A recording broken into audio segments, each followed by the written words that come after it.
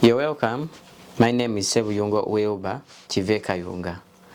This course unit is called Curriculum Studies, and at Masters and Postgraduate it is called Curriculum Development.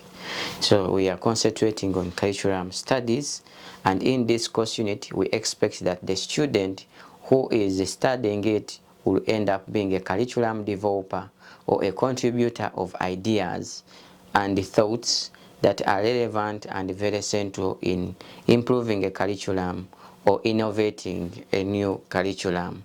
The knowledge and skills that you also get from this course unit will enable you to develop content that you use in teaching and learning, and also improve on the existing content as a curriculum person, as a curriculum expert.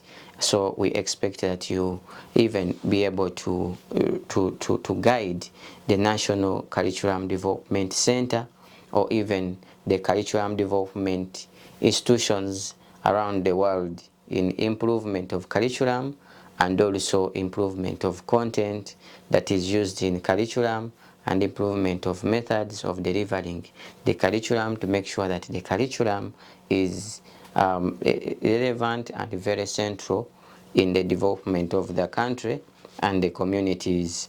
So in this course unit, you're also going to interface with aspects such as the genesis of curriculum, where we shall explain to you the beginning of curriculum and the definitions of curriculum that are very concrete and core in the developments of curriculum, and everyone who needs to develop a curriculum will, based on such definitions, to be able to develop a curriculum.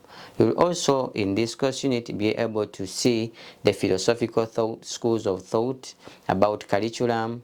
You see philosophical schools of thoughts about curriculum, those schools of philosophy that underlie curriculum, and that when we learn from these schools, we can get a perspective, a philosophical perspective and a theoretical perspective that will enable you to develop a meaningful curriculum, a curriculum that is both practical and it is also good at setting principles in the lives of learners.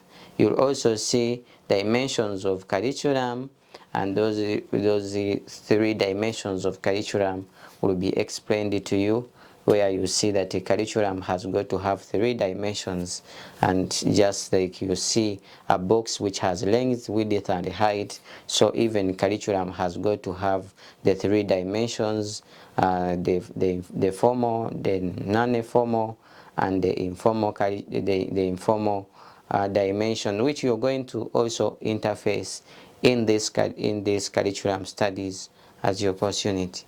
You also see, as you study, you'll see the natural branches of curriculum, and these natural branches are also three. You'll interface with a branch called the content, because content is very central in curriculum. Anything you would like to pass on, the subject matter we are calling content has got to be very streamlined and very specific, addressing a certain problem and creating a solution that the world needs. And also life experiences and learning experiences, you interface with these three: content, life experiences and the learning experiences as natural branches of curriculum. You later on see the detail of how to prepare content and the processes of preparing content, and also look at how the types of content in terms of arrangement of content. You also look at those elements of how you can arrange content to suit the needs of the learners, or at kindergarten, at the primary, at secondary, at institutions, at higher institutions such as universities, colleges and the institutes. You'll also see those developments in this course unit. Others, you'll also look at the models of curriculum: Wheeler's model, you see Taylor's model. You also look at other models that we focus on while developing curriculum. We also look at what you will find scholars referring to as the wholesome curriculum. The wholesome curriculum will have four life aspects that are expected of a learner. And the first one, the learner should grow intellectually, what we call the cognitive development or cognitive growth. You also see the other aspect of a wholesome curriculum, which we call the social growth, so that the learner is helped to be socially sound and able to interact with others, communicate with others, and serving one another. You also see the other aspect of the spiritual growth of the learner, which other people refer to as the affective development of the learner.